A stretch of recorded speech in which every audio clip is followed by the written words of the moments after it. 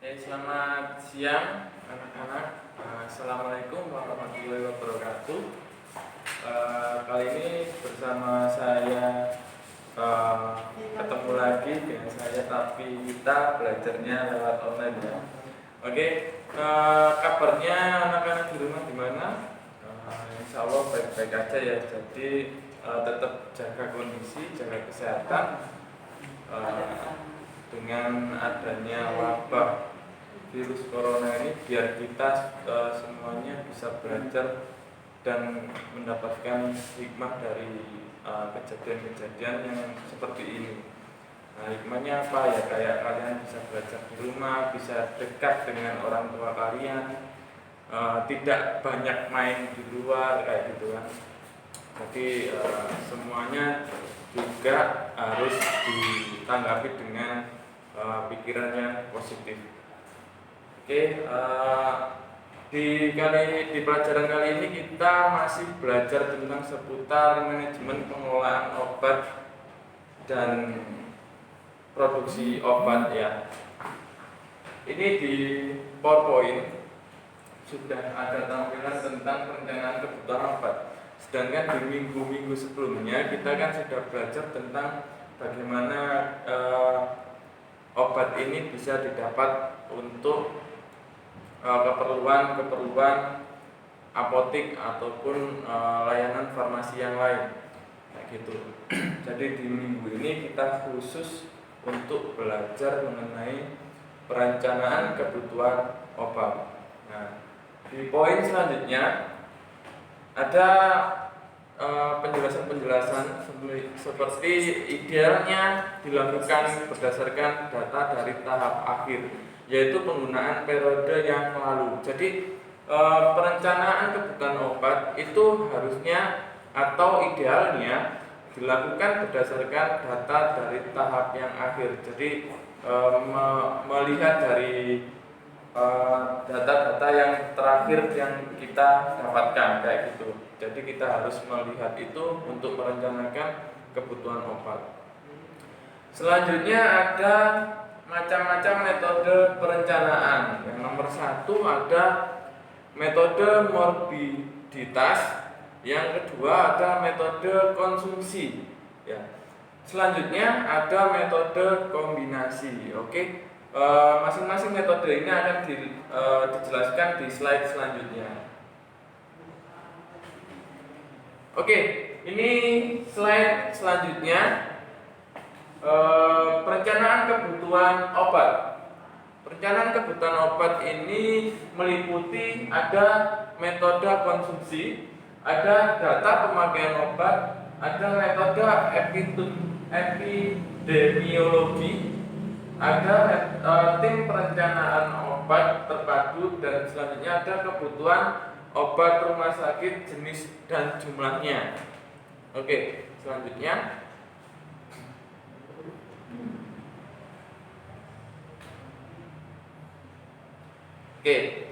selanjutnya di sini ada dasar perhitungan kebutuhan obat. Nah, ini yang mendasari perhitungan kebutuhan obat.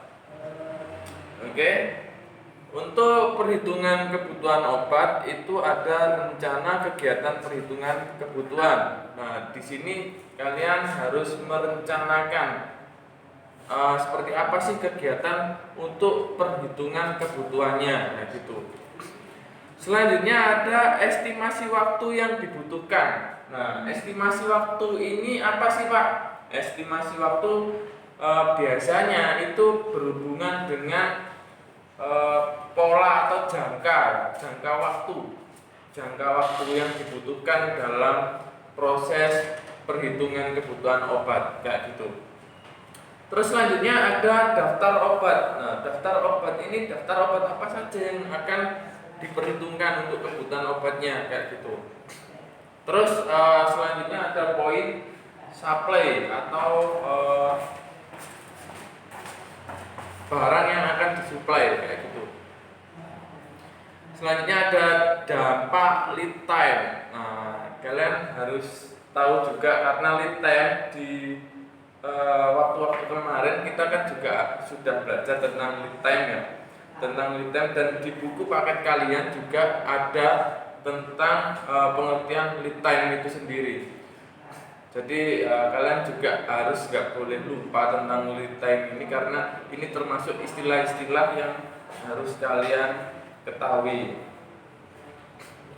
Lead time itu sendiri adalah waktu untuk waktu untuk acuan, waktu untuk acuan kerja.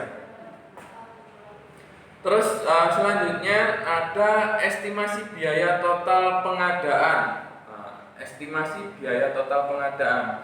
Kalau tidak diperkirakan, kalau tidak diestimasikan biaya total pengadaan ini, maka akan beresiko kelebihan ataupun kekurangan kayak gitu. Kelebihan atau kekurangan dalam artian kalian mengadakan sebuah perhitungan kebutuhan obat, tapi kalian ternyata biayanya kurang atau biayanya kelebihan atau stok barangnya yang kalian beli atau yang kalian adakan itu melebihi yang kalian perhitungkan kayak gitu. Jadi estimasi biaya total pengadaan itu harus juga tepat. Selanjutnya ada penyesuaian akhir rencana pengadaan obat. Nah, ini kalian juga harus sesuaikan ketika kalian sudah merencanakan kebutuhan obat dan memperhitungkan secara matang. Kalian juga harus menyesuaikan di penyesuaian akhirnya, apakah ini benar-benar pas ataupun kelebihan kayak gitu. Oke, selanjutnya di sini dijelaskan tentang metode morbiditas ya. Dasar jumlah kebutuhan obat yang digunakan untuk beban kesakitan. Jadi yang dimaksud di sini adalah jumlah kebutuhan obat itu dibutuhkan diukur dari kebutuhan dari ini digunakan untuk beban kesakitannya atau morbidity load-nya. Selanjutnya itu bagaimana menentukannya? Ada tahap-tahapannya. Tahap pertama ini tahap ya, maksudnya tahap itu kelasnya. Tahap pertama menentukan beban penyakitnya. Selanjutnya ada tahap 2. Tahap 2 menentukan pedoman pengobatannya. Selanjutnya ada tahap ketiga, perhitungan jumlah kebutuhan obat. Jadi di masing-masing tahapan ini kalian pasti akan menemukan bahwasanya menentukan beban penyakit itu seperti apa. Terus mau menentukan pedoman pengobatannya seperti apa. Terus di tahap yang terakhir itu perhitungan jumlah kebutuhan obatnya seperti apa kayak gitu. Oke, selanjutnya di tahap 1 menentukan beban penyakit. Nah, di sini dijelaskan juga tentang menentukan beban penyakit itu seperti apa. Tentukan beban penyakit periode yang lalu. Jadi periode beban penyakit yang periode yang lalu itu seperti apa. Perkiraan beban penyakit yang akan dihadapi periode yang akan datang itu juga seperti apa kayak gitu. Yang kedua, lakukan stratifikasi atau pengelompokan pada masing-masing jenis penyakit. Misalnya anak-anak dewasa, ringan, sedang, dan berat. Terus ada utama atau alternatif, itu pengelompokan. Oke. Selanjutnya ada tentukan prediksi jumlah kasus tiap penyakit dan presentase tiap kelompok penyakitnya. Oke. Kita lanjut di tahap 2. Di tahap 2 ini juga dijelaskan bahwasanya untuk tentukan obat tiap kelompok penyakit meliputi nama obat, bentuk sediaan, dosis, dan frekuensinya. Ini yang terakhir ada durasi pengobatan. Jadi durasi pengobatannya itu berapa hari? Biasanya kalau kalian di apotek ataupun di rumah sakit itu kan kalian menemukan resep, ada jangka waktu untuk menghabiskan obatnya, kayak gitulah contohnya. Oke, nomor 2, hitung jumlah kebutuhan tiap obat per episode sakit untuk masing-masing kelompok penyakit. Jadi di sini menghitung jumlah kebutuhannya. Tiap obat per episode sakitnya. Per episode sakit ini maksudnya per setiap kalian sakitnya itu bukan per kalian sakitnya ya, per pasien sakitnya maksudnya. Jadi per pasien sakitnya itu masing-masing dikelompokkan berdasarkan penyakitnya. Oke, selanjutnya. Tahap ketiga, perhitungan jumlah kebutuhan obat. Nah ini, nomor 1, hitung jumlah kebutuhan obat untuk tiap penyakitnya. Yang nomor 2, jumlahkan obat sejenis. Jadi jumlahkan obat sejenis. Jadi dikelompokkan obat yang sejenis itu ada berapa, terus jenis ini ada berapa, jenis ini ada berapa, dan selanjutnya kayak gitu. Oke, selanjutnya yang ini metode konsumsi ya. Oke, metode konsumsi, data real konsumsi obat periode yang lalu dengan berbagai penyesuaian dan koreksi. Langkah-langkahnya. Tahap 1, pastikan beberapa kondisi berikut. Pikirkan pula pertimbangan yang lain. Nah, di angka 1, dapatkah diasumsikan pola pengobatan periode yang lalu baik atau rasional, kayak gitu. Ini pertanyaan-pertanyaan yang harus kalian tanyakan ketika menghadapi pasien dan kalian harus melogikakannya, kayak gitu. Dapatkah diasumsikan pola pengobatan periode yang lalu baik atau rasional? Kayak gitu. Kalau tidak sebaiknya jangan menggunakan metode ini. Jadi harus dipikirkan matang-matang tentang penggunaan metode ini. Apakah suplai obat periode yang lalu cukup dan lancar? Itu juga harus diperhitungkan. Oke, selanjutnya. Yang ketiga, ini apakah data stok distribusi penggunaan obat lengkap dan akurat? Itu juga harus diperhitungkan di metode konsumsi ini. Yang keempat, apakah banyak terjadi kecelakaan dan kehilangan obat? Nah, ini salah satunya yang juga harus diperhatikan. Nomor 5, apakah jenis obat yang akan digunakan sama? Nah, kalau semisal penyakitnya sama dengan penyakit yang terdahulu, maka bisa digunakan untuk jenis obat yang sama. Kalau semisal ada tambahan penyakit, mungkin akan disesuaikan terlebih dahulu, baru diberikan lagi. Di tahap 2, lakukan estimasi jumlah kunjungan total untuk periode yang akan datang. Jadi di sini kita juga akan melakukan estimasi atau perkiraan jumlah kunjungan total untuk periode yang akan datang. Jadi jumlah kunjungan yang lalu itu seperti apa, maka jumlah kunjungan yang akan datang juga akan seperti apa, kayak gitu. Itu untuk memperkirakan saja. Yang ini keterangan selanjutnya, ini sebenarnya nomor 1, hitung kunjungan P. Renard dan Rajernya periode yang lalu. Jadi kalian juga di sini untuk perkiraan semuanya berdasarkan data-data di hari yang lalu. Nah, gitu. Oke, selanjutnya. Yang nomor selanjutnya, lakukan estimasi periode akan datang dengan memperhatikan A.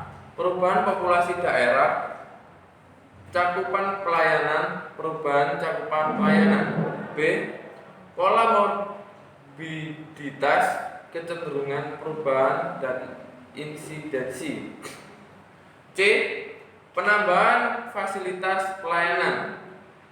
Oke, di tahap 3 ini ada perhitungan.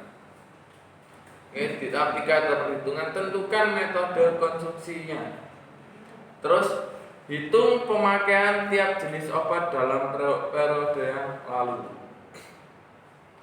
Terus selanjutnya ada koreksi hasil nomor 9. terhadap kehilangan dan kecelakaan. Selanjutnya ada koreksi hasil nomor 10 terhadap stop out-nya. Tahu stop out kan ya? Jadi stop out itu barang ini masih ada ataukah udah out of stock kayak gitu. Terus selanjutnya di nomor 12, lakukan penyesuaian terhadap kesepakatan tahap 1 dan 2. Selanjutnya, hitung kebutuhan periode yang akan datang untuk tiap jenis obat. Oke. Di sini intervensi untuk meningkatkan penggunaan obat yang rasional.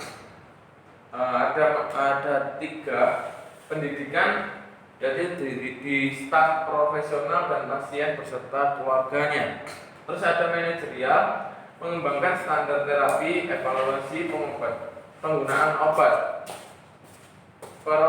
program farmasi klinik, peresepan, automatic stop order.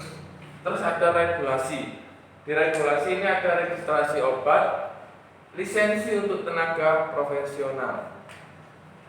Oke, sekian materi hari ini tentang manajemen pengelolaan obat dan produksi obat. Dari saya, Pak Heri Amariansyah. Jangan lupa untuk tetap jaga kondisi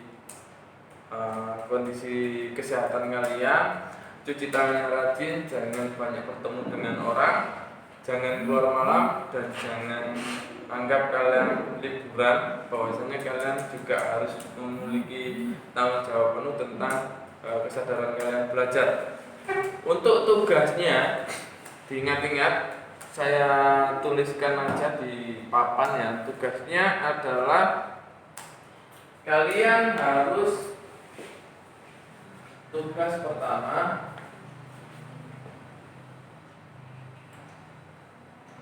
mencari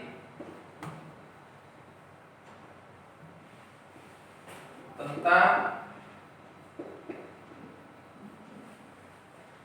peta konsep persediaan obat.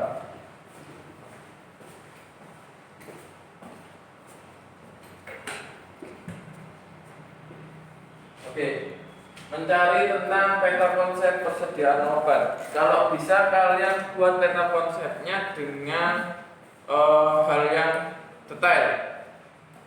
Ketika kalian membuat peta konsepnya dengan hal yang detail, maka kalian akan setidaknya kalian akan tahu bagaimana